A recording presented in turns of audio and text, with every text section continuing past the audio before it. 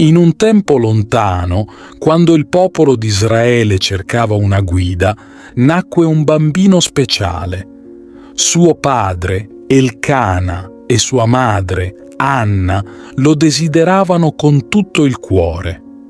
Anna pregò incessantemente il Signore, chiedendo un figlio e promettendo di dedicarlo a Dio. La sua preghiera fu ascoltata e nacque Samuele, che significa nome di Dio. Fin da piccolo, Samuele fu consacrato al Tempio di Silo, un luogo sacro dove si pregava e si offrivano sacrifici. Lì, sotto la guida del sacerdote Eli, il giovane Samuele iniziò il suo cammino. Una notte, mentre dormiva, sentì una voce che lo chiamava.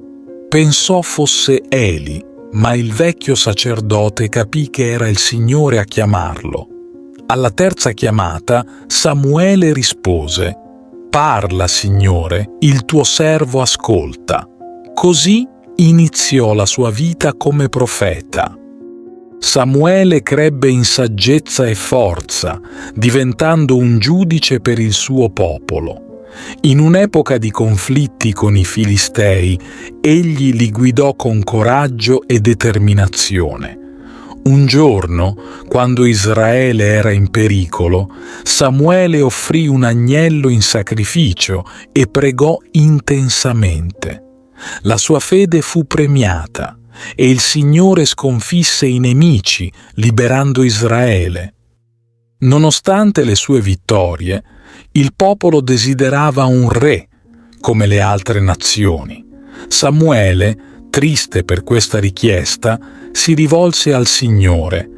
Dio disse di accontentarli, e così Samuele unse Saul come primo re.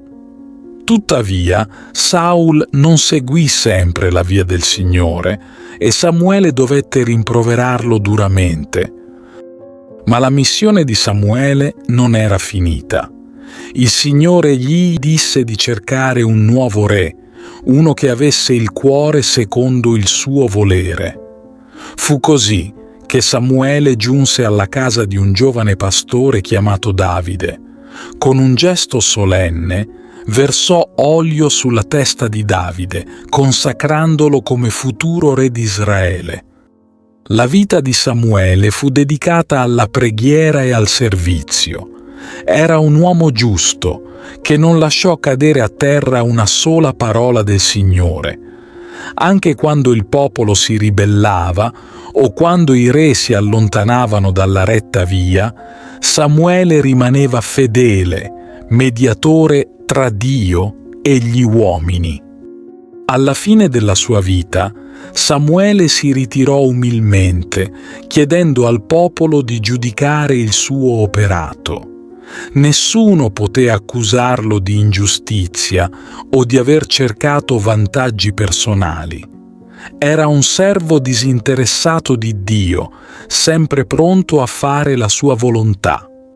Samuele non è solo ricordato come un grande profeta, ma come un uomo di preghiera e fede incrollabile. La sua vita ci insegna che con coraggio, umiltà e fede possiamo diventare strumenti del volere divino, portando luce anche nei tempi più oscuri. Ti invito calorosamente a iscriverti al nostro canale per darci supporto e permetterci di continuare a creare nuovi video che condividono storie ed esperienze ispiratrici.